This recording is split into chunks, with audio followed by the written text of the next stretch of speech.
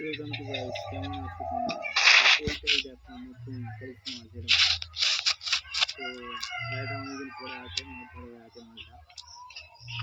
তো গাড়িটা সারানো হবে, গাড়িটা সারানোর পরে গাড়িটা ঠিক আছে বন্ধুরা। তো বন্ধুরা এই গাড়িটা পাক্কা পড়ে আছে এখানে দেওয়া তোমার শুরু করতে।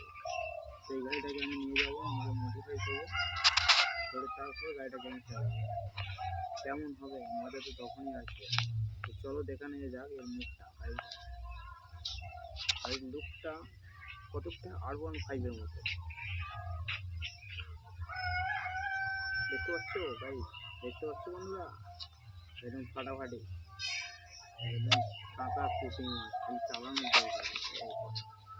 তো গাড়িটার লুকটা দেখতে পাচ্ছ তো কতটা পাশ থেকে দেখলে যেন মনে হচ্ছে R15, কিন্তু সামনে তুমি যখন দেখতে পারবে তখন মাল মুরগি সব ধরা পড়বে।